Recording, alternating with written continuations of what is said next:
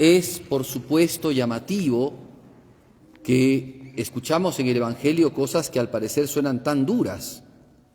Un hombre quiere seguir a Jesucristo, Jesucristo lo llama para su servicio, pero este hombre le dice, bueno, pero déjame enterrar a mis padres. Y Jesucristo le dice, durísimo, ¿no? Duramente, deja que los muertos entierren a sus muertos. Otro, sígueme, bueno, déjame al menos despedirme de mi familia. El que pone la mano en el arado y mira hacia atrás no es digno del reino de Dios. Otro inclusive le dice, Señor, que es el primero, ¿no? Te seguiré a donde quieras. Y Jesús le dice, las zorras tienen madrigueras, las aves nidos, el Hijo del Hombre no tiene dónde reclinar la cabeza. Este texto evidentemente habla de la vocación cristiana y de manera muy particular la vocación consagrada. Son ciertos requerimientos que hacen alusión a la vocación consagrada. Pero a veces no lo entendemos en toda su dimensión. A veces nos quedamos con lo fuerte tal vez de la frase y no entendemos lo profundo de lo que significa la frase. Y Jesucristo, el evangelista San Lucas al menos presenta en el inicio la raíz de todo este asunto.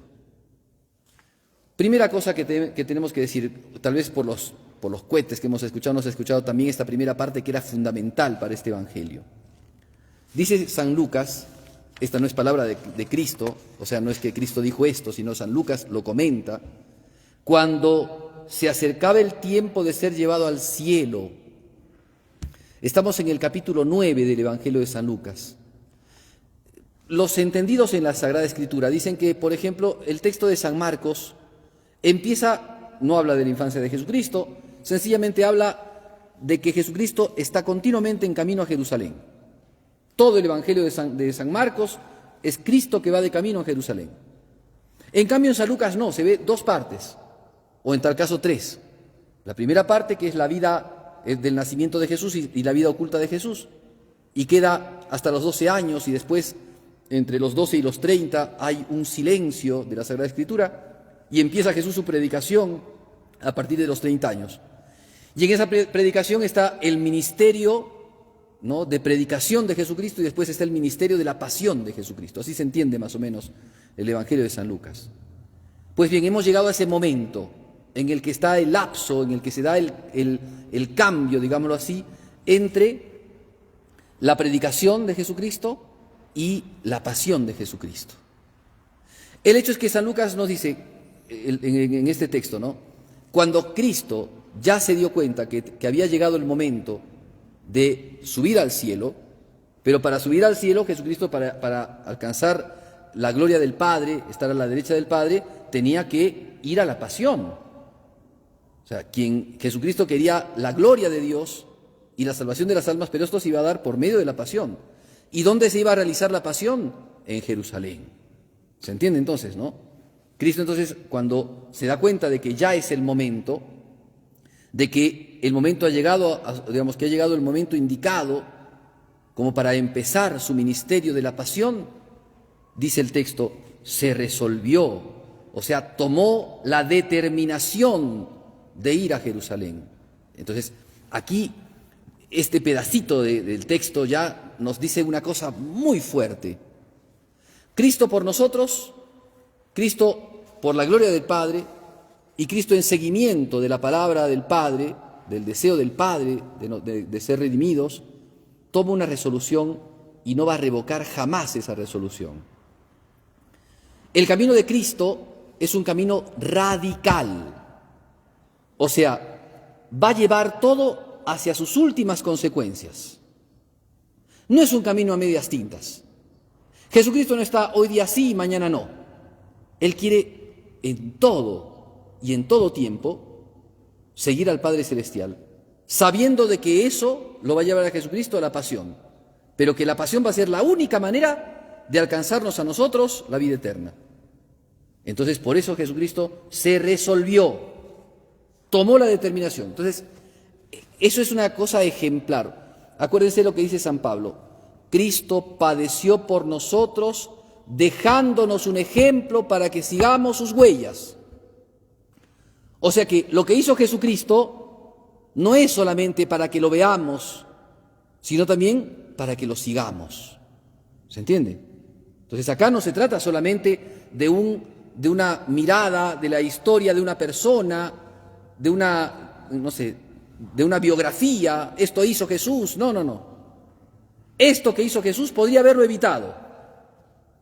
Esto que hizo Jesús podría haberlo hecho de otras maneras. Quiso hacerlo de esta manera para que los cristianos apartáramos mediocridades, tibiezas, frivolidades y sigamos a Jesucristo en serio. Entonces ya este texto chiquitito es un texto explosivo, podríamos decir así. Es un texto imperativo. Cristo se resolvió y se resolvió para que el cristiano se resuelva también. La decisión de Cristo no es una decisión entonces a medias tintas. Promesas, ¿no?, de políticos demagogos, ¿no? Te prometen el oro y el moro y en el momento en el que tienen que cumplir se llevan todo. No es así Jesucristo. Lo que dice, lo cumple. Vino a este mundo y se encarnó para salvar a los hombres. Y eso lo va a llevar hasta sus últimas consecuencias. Esto es muy importante, porque entonces podemos ver, por ejemplo, voy a poner un caso, por qué el matrimonio católico no es hasta que el amor los separe, ¿no? Hasta que cuando se termine el amor se separen, sino es hasta que la muerte los separe. ¿Por qué se da esto? Porque es un amor fundado en lo que Jesús hizo, no en la cosa de los hombres. Es un amor radical, hasta las últimas consecuencias. Solamente un ejemplo. Entonces, esto que hizo Jesús, lo quiere para nosotros.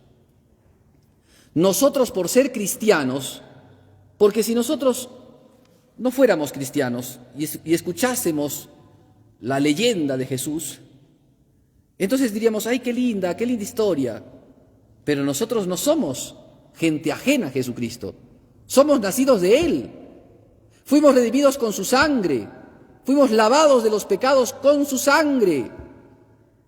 No seríamos nada sin Jesucristo. Perdón, no seríamos nada, claro, sin Jesucristo. Entonces, nosotros también estamos llamados a seguirlo, a seguir su ejemplo, a seguirlo en imitación.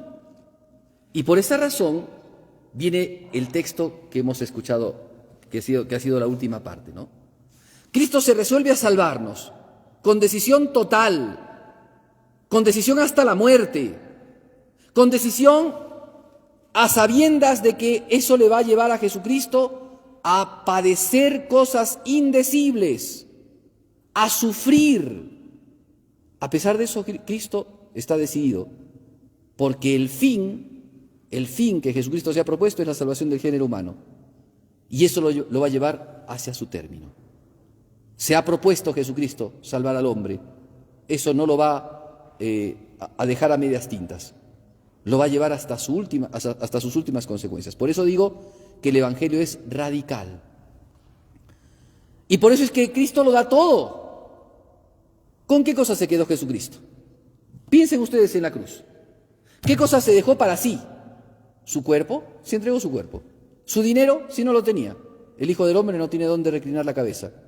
Sus vestidos, lo desnudaron y se jugaron a suerte los vestidos. ¿Con qué cosa se quedó? Su madre la entregó a nosotros. ¿Con qué se quedó Jesús? Lo entregó todo. Y como lo entregó todo, es el único que te puede pedir todo. Porque Cristo es así. Porque te entrega todo por amor. Entonces, ahora viene de parte de los hombres. ¿Y nosotros qué le entregamos a Cristo? Y entonces ahora sí podemos escuchar el Evangelio, esta última parte. Porque vamos a seguir un poquito más, porque esta es una escena. Cristo se había resuelto a subir a Jerusalén y en su viaje de norte a sur, de la región del norte, Galilea, Samaria, hacia el sur, que quedaba Jerusalén, se decide ir a Jerusalén, porque en Jerusalén va a dar la vida por nosotros. Y entonces manda emisarios, también esto es muy interesante porque esto hablará de la vida de la iglesia. Cristo podría habernos redimido y haber dicho él, listo, los redimo a cada uno individualmente, cada uno tiene su contacto con Jesús, totalmente externo y distinto, ¿no? Totalmente autorreferencial, y eso no quiso Jesucristo. Cristo quiso fundar una iglesia y quiso mandar emisarios para que preparen el camino, así como San Juan Bautista fue el precursor de Cristo, ahora manda emisarios para que avisen que Cristo va a ir a Jerusalén. Pasa por Samaria y los samaritanos no lo quieren recibir porque iba a Jerusalén. Texto digo que nos ayuda mucho porque pasa que también Cristo, por más que haga todo por amor al ser humano, muchos hombres rechazan a Jesús porque rechazan la cruz. ¿Cuál es el medio por el cual Cristo nos redime? La cruz. Por eso iba a Jerusalén. Los samaritanos saben que va a ir a Jerusalén, por eso no lo reciben. Claro, evidentemente el contexto es distinto. Los samaritanos no lo reciben porque los samaritanos y los judíos no se tragaban, no se querían. Por eso la parábola del buen samaritano, ¿no? que era tan revolucionaria para el tiempo de los judíos, para el tiempo de Cristo. Pero si lo decimos teológicamente en una interpretación espiritual, hay muchos que rechazan a Cristo, no porque Cristo les haga nada, sino por la cruz, porque no están dispuestos a cargar la cruz, porque no quieren cargar la cruz, porque son más amigos del placer, son más amigos del tener, son más amigos de la apariencia que de Jesucristo. Entonces, Cristo, bonito, sí, qué lindo, amar aquí, amar allá, pero amar crucificadamente, no, eso no. Amar con cruces, no. Dios me ha llamado a este mundo para ser feliz, no para cruces. No, sufrimientos no, felicidad, ¿no? Y ciertamente que nuestro deseo de felicidad está presente y está latente, y ciertamente que la cruz es dificultad y a veces y también mucho de sufrimiento, pero no significa que no sea felicidad. Y no significa que seamos faquires, que nos guste el placer por el dolor, no es eso, sino que primero que esta vida hay que entenderla claramente, porque muchos la han entendido deformadamente y por tanto han entendido un mal cristianismo, porque alguna vez escuché decir a una persona, un orador medio moralista, decir que la religión cristiana te dice que hay que sufrir, porque después viene la vida eterna. Entonces acá hay que sufrir. Y en esta vida no se vale tener placer, no se vale estar alegre, no se vale estar feliz. No es así. No es así la vida cristiana. Lean la Biblia. A esas personas que dicen esas cosas yo les diría, por favor, rompan un poquito esa ignorancia y lean la Biblia. Instrúyanse, porque no dice eso el Evangelio. De hecho, San Pablo, estad alegres. San Juan, os lo repito, estad alegres. Nuestra alegría es Cristo. Alegraos en el Señor. Eso es en el Evangelio. María Santísima había recibido a Jesucristo. Mi alma proclama la grandeza, estaba llena de alegría. Isabel, cuando recibió el saludo de María, la criatura saltó de alegría en mi vientre. O sea, la alegría es del cristiano. Pero ciertamente el cristiano es realista, no vive en un mundo de fantasías, es realista. Esta vida tiene muchas cosas hermosas. Dios ha creado este mundo, ¿cómo no va a ser hermoso si el mundo es un vestigio, es una sombra de la belleza de Dios? Y la belleza nos produce alegría y contento. Pero también este mundo está inficionado del pecado. Es lógico, la mentira no está alrededor de nosotros, no está también en nosotros. La mentira, la ira, el odio, la venganza, la vanidad, la lujuria, el desenfreno, ¿no está en nosotros? Entonces no es el cielo, pues. Entonces en esta vida hay muchas cosas hermosas que vienen de Dios, con las que Dios ha derramado, ¿no?, a los hombres sus dones, sus gracias. Pero también está el pecado y las consecuencias del pecado. Y esas cosas son las que generan en nosotros el sufrimiento. Pero Cristo nos ha dicho que inclusive en el sufrimiento está Él. Y que aún cuando uno lleva el sufrimiento, pero lo lleva por amor, eso no solamente es algo que puede ayudarnos, sino que inclusive nos es mérito para la vida eterna. O sea, no es algo que solamente podemos llevar en esta vida, parte de la vida, sino que es también mérito para la vida eterna. O sea, que hasta de las cosas malas Dios puede sacar cosas muy buenas. Como decía mi abuelita, Dios puede seguir escribiendo derecho en líneas torcidas. Y eso es la fe. Eso nos enseña nuestra fe. Por eso entonces, cuando Cristo quiere ir a Jerusalén, quiere entregar la vida por nosotros, empieza a fijarse, ¿quién quiere seguirme? Y empieza a convocar. Porque no solamente no solamente va pasando, sino va invitando, va invitando. Y entonces ahora sí vamos a hablar de los tres casos. Primer caso, sin que Jesús lo invite, uno se hace el acomedido. Te seguiré a donde vayas, a donde quieras, ¿no? Parece una propuesta muy generosa, pero también es importante esto. Cuando se trata de seguir a Jesucristo, primero hay que escuchar la voz de Dios. Porque Dios no nos llama a cualquier lugar. La vocación que Dios nos ha dado es algo determinado, es algo concreto. En orden a la vida eterna es algo concreto, no es a cualquier cosa. Entonces, ese te seguirá donde vayas puede sonar muy a generoso, pero cuando no está inspirado por Dios, no va a tener buen fruto. Por eso es que Jesucristo tiene como respuesta: las zorras tienen madrigueras, las aves tienen nidos, el Hijo del Hombre no tiene dónde reclinar la cabeza. Quiere seguir a Jesucristo, pero si no está esto inspirado por el Espíritu Santo, no vas a terminar bien, porque tiene que haber un llamado de Dios particular para ti. Y además tienes que saber que el llamado de Cristo es un llamado a vivir como Él. Él no tiene dónde reclinar la cabeza, por tanto es un llamado a la pobreza. ¿No quieres vivir esa pobreza? Cuidado, puedes no seguir a Jesucristo, finges seguir a Jesucristo, pero no lo sigues. Entonces, un dato concreto para la Iglesia católica y para los jóvenes que se sienten llamados a la vida consagrada: primero hay que escuchar la voz de Dios. Dios habla a nuestro corazón. A veces pueden haber muy buenas intenciones, muy buenos deseos, muy buenos pensamientos, pero uno tiene que discernir si Dios lo llama a determinado movimiento, grupo, asociación, congregación, orden, instituto o lo que sea. Dios es el que siembra en nuestro corazón la vocación. Uno no se manda solito. Recuerden lo que dijo Jesucristo: no sois vosotros los que me habéis elegido a mí, soy yo el que os elegí a vosotros. Clarito. Por eso es que le dice a este hombre: las zorras tienen madrigueras, las aves tienen nidos. Tú si me sigues tienes que seguirme a mí. No tienes que buscar nido, ni madriguera, ni bienes.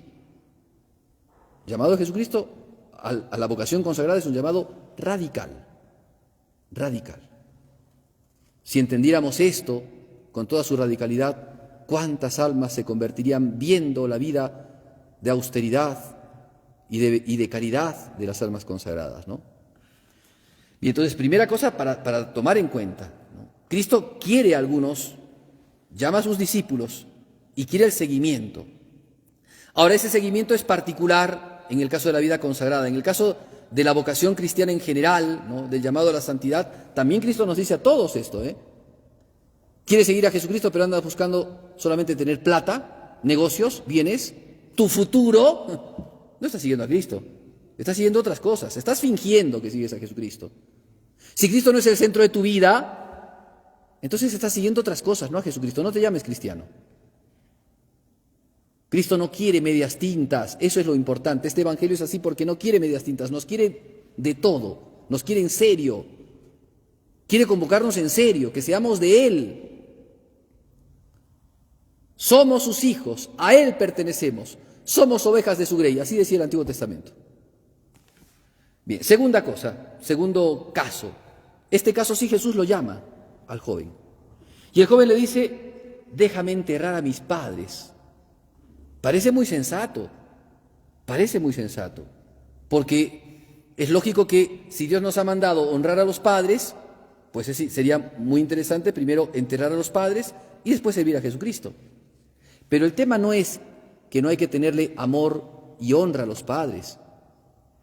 El tema no es que uno no tiene que hacer el acto de caridad o el acto de misericordia de enterrar a los difuntos.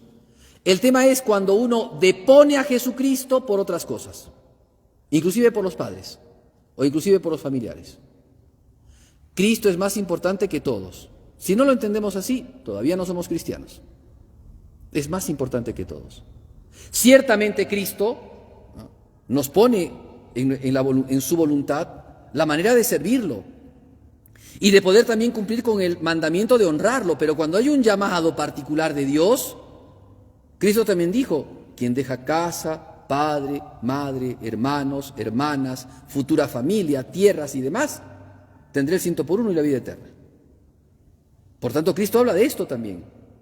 Y San Pedro, entendiendo estas cosas, dijo, conviene obedecer a Dios antes que a los hombres. Entonces, el llamado de Jesucristo es un llamado concreto y es un llamado radical, dijimos. Y es un llamado ante el cual hay que anteponer o hay que ponerlo por encima de cualquier otra cosa. Y eso es lo que Jesucristo decía aquí. Porque no era un joven que estaba en duelo, cuidado. No piensen ustedes que era un joven que estaba en duelo o que estaban enterrando al papá y le dice a Jesucristo, aguántame un ratito, lo entierro y te sigo. No, la idea era, deja que acompañe a mis padres hasta su ancianidad, los entierro y te sigo. Esa es la idea. Y Jesucristo dice, no antepongas. Deja que los muertos entierren a sus muertos. O sea, el que quiere seguirme, el que siente, el que percibe el llamado de Jesucristo, tiene que radicalmente seguirlo a Jesucristo. Y Dios providencialmente ayudará de la manera que Él, porque la vida viene de Él, la familia viene de Él, los hijos vienen de Él. Por tanto, Dios consolidará esa familia. San Juan Bosco, cuando hablaba de las vocaciones sacerdotales, decía, cuando un hijo es entregado a la vida consagrada, cuando un hijo entra a la vida sacerdotal, deja la casa, pero quien toma su lugar es Jesucristo, en la casa. Por tanto, cuando dice Jesucristo, deja que los muertos entierren a sus muertos, no está diciendo, maldice a tus padres, aparta a tus padres, no está diciendo eso. Está diciendo una cosa mayor. Tú sígueme, ten confianza, ten valor y date cuenta que Dios es el Padre de todos, de ti y de tus padres. Por tanto, podemos entender entonces a qué se refiere, además, porque, como le dije antes, es la radicalidad de Jesucristo. Él se resolvió. Entonces está buscando almas que se resuelvan también. Tercer caso, y último que pone este Evangelio. Te seguiré, o sea, Jesucristo lo llama, ¿no? Y entonces Él le dice, déjame primero despedirme de mi familia. Y esto ya nos habla de la primera lectura. En la primera lectura, cuando Elías lo llama a Eliseo, Eliseo le dice, déjame despedirme de mi familia, ve a hacerlo, pero no te tardes, le dice. En cambio acá Jesucristo le dice al hombre, el que pone la mano en el arado y mira hacia atrás, no es digno de mí. O sea que aquí se habla no solamente del desprendimiento, del afecto, sino que también se habla de la prioridad. Es decir, Cristo está primero, y como Cristo está primero, hay que ponerlo a Él delante nuestro, porque todas las otras cosas nos pueden distraer. Es cierto que es importantísimo, nuevamente, Cristo no está peleado con los padres. La religión cristiana ve lo más sagrado en el mundo secular a la familia. O sea, la familia es lo más sagrado que hay, lo más divino que tiene este mundo, lo que aún mantiene a este mundo en la caridad y en la vida social, digámoslo así, natural y sana, es la vida de familia. Cristo no quiere romper las familias, no vino a destruir las familias, pero Cristo nos quiere enseñar que aunque la familia sea lo más sagrado y más lindo en esta tierra, hay todavía algo más sagrado y más serio y más radical y más profundo, que es el seguimiento de Dios. Por eso es que el Evangelio, como decíamos, es un seguir a Jesucristo. Ahora sí, dejando de lado la vida consagrada, para que ustedes se den cuenta, ¿no? Porque eso es lo que Dios exige a las almas que se consagran, a los sacerdotes, a las religiosas, etcétera, ¿no? Eso es lo que Dios pide. Ahora, si eso se da en mayor o menor fuerza, pues ya depende de cada uno. Si alguien se pone a servir a Jesucristo y empieza a mirar hacia atrás, le van a salir chuecos los surcos, ¿no? Si alguien dice servir a Jesucristo, pero se dedica más a otras cosas, ¿no? A los bienes de sus padres, a enterrar a sus padres, a los comercios de sus padres, a los negocios de sus padres, no está sirviendo a Jesucristo en serio. O se dedica a otras cosas, no está sirviendo a Jesucristo en serio. Cristo quiere por eso radicalidad. Pero eso también se refiere a todos los cristianos. Cada uno, en el lugar que le corresponde, tiene que fijarse también. Cristo nos pide seguirlo. Y seguirlo a Él sobre todo. Y seguirlo en las cosas. San Ignacio de Loyola decía, amarte a ti, Señor, en todas las cosas y a todas en ti. Y en todo, amarte y servirte. Eso decía San Ignacio de Loyola. O sea, no significa apartarnos del mundo, en el sentido de que seamos unos monjes eremitas. No a todos les pide eso Dios. Cristo nos pide ponerlo a Él por encima del mundo. Saber convivir en este mundo, sabiendo que este mundo tiene muchas tentaciones, principalmente de codicia. Y entonces tener mucho cuidado de no poner el corazón en otras cosas, sino ponerlo solamente en Jesucristo. Eso nos dice el Evangelio. Que la Santísima Madre de Dios, la Virgen María, nos ayude, porque ella fue aquella que se consagró más a Jesucristo y aquella que siguió a Jesucristo de esa manera radical. Que ella nos ayude a tener esa fuerza, ese ánimo, ese heroísmo de seguir a Jesucristo hasta las últimas consecuencias. Pidamos estas gracias a la Virgen.